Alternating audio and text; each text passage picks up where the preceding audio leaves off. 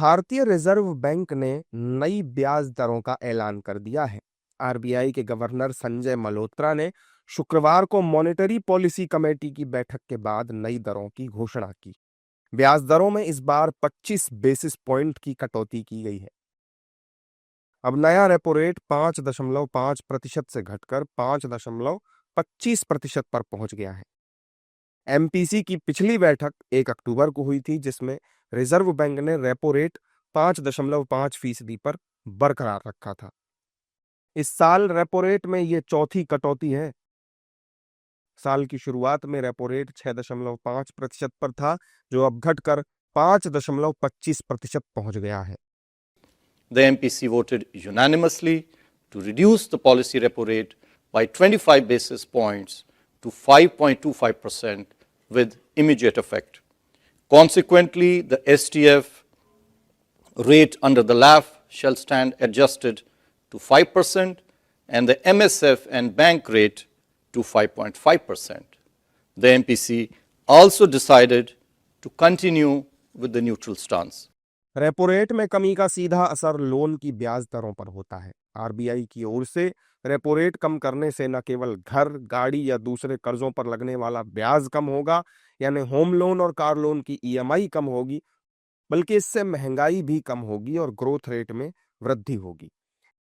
RBI के इस फैसले से देशवासियों को बड़ी राहत मिलेगी और उनकी बचत में भी इजाफा होगा।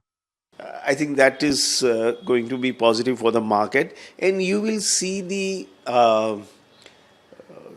outcome in the long term. You will feel the outcome that yes, this has helped economy to grow. Immediately, one may not see in the high frequency numbers, but ultimately it will reflect. RBI ने पूरे साल के लिए GDP growth का अनुमान भी बढ़ाया है। पहले जीडीपी ग्रोथ का अनुमान 6.8% था, जिसके अब 7.3% रहने की उम्मीद जताई गई है। जाहिर है कि जीडीपी ग्रोथ में ये बढ़ोतरी पहली छमाही में अर्थव्यवस्था के मजबूत प्रदर्शन और विभिन्न क्षेत्रों में लगातार बनी हुई तेजी को दर्शाती है। आरबीआई के मुताबिक देश में महंगाई का दबाव लगातार कम हो रहा है और खुदरा महंगाई अक्टूबर में घटकर 0.25% पर आ गई। ये पहली बार है जब महंगाई आरबीआई के लक्ष्य बैंड के निचले स्तर से भी नीचे चली गई है।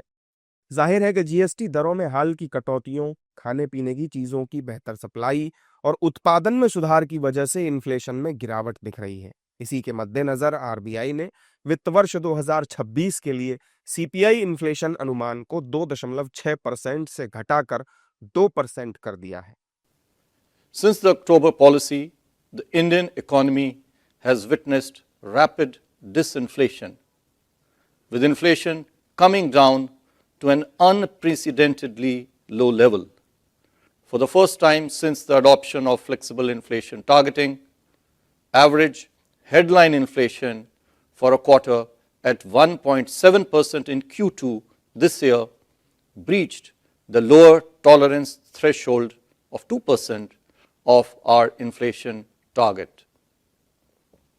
It dipped further to a mere 0.3% in October 2025. On the other hand, real GDP growth accelerated to 8.2% in Q2. RBI के रेपो रेट में कटौती के फैसले से आने वाले समय में लोगों की जेब में अधिक पैसा होगा, जिससे खपत बढ़ेगी। खपत बढ़ने से मैन्युफैक्चरिंग बढ़ेगी और इससे निश्चित रूप से अर्थव्यवस्था को मजबूती मिलेगी।